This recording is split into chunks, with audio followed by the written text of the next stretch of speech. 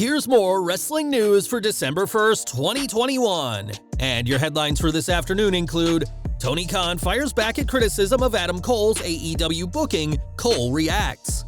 Liv Morgan shares an interesting stat ahead of her championship match next week on Raw. Recent WWE agents returning to in-ring action.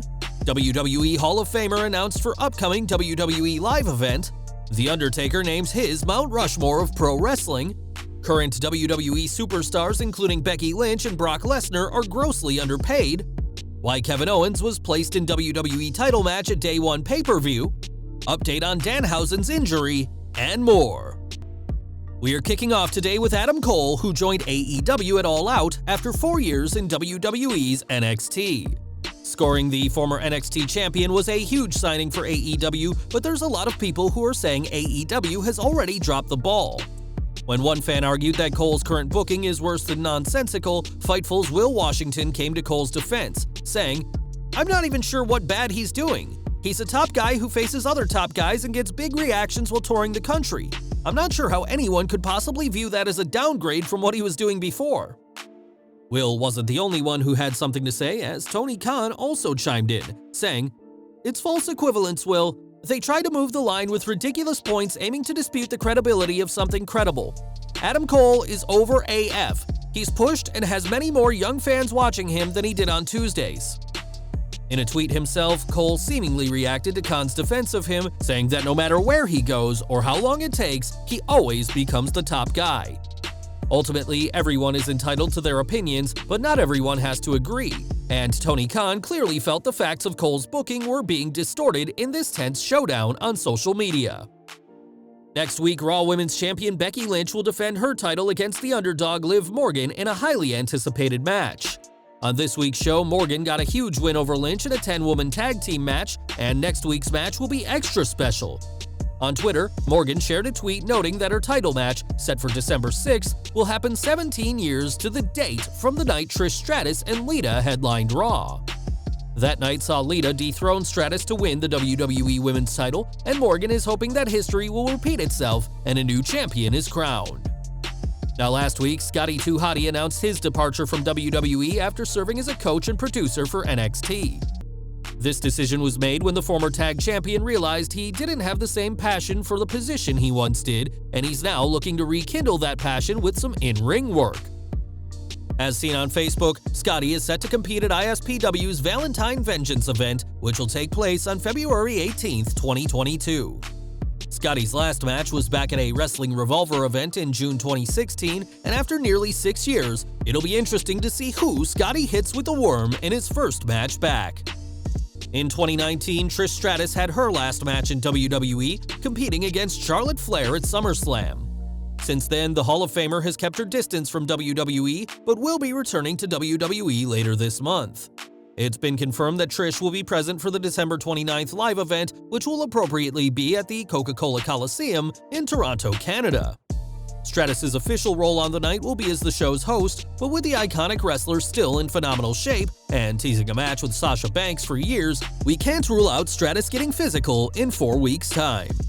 Speaking of legends, The Undertaker is certainly that, and is on the Mount Rushmore of many wrestling fans, but the Phenom has his own picks of the 4 greatest performers of all time. Speaking on Kevin Hart's YouTube channel, the Deadman was asked who he'd put on, saying his choices are Andre the Giant, Stone Cold Steve Austin, The Rock, and Shawn Michaels.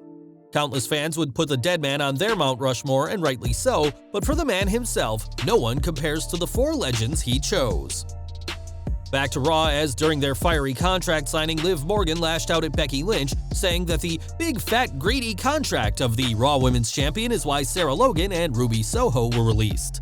Their releases, like all as of late, were explained as budget cuts, but it turns out the man's contract isn't as big nor fat as first thought.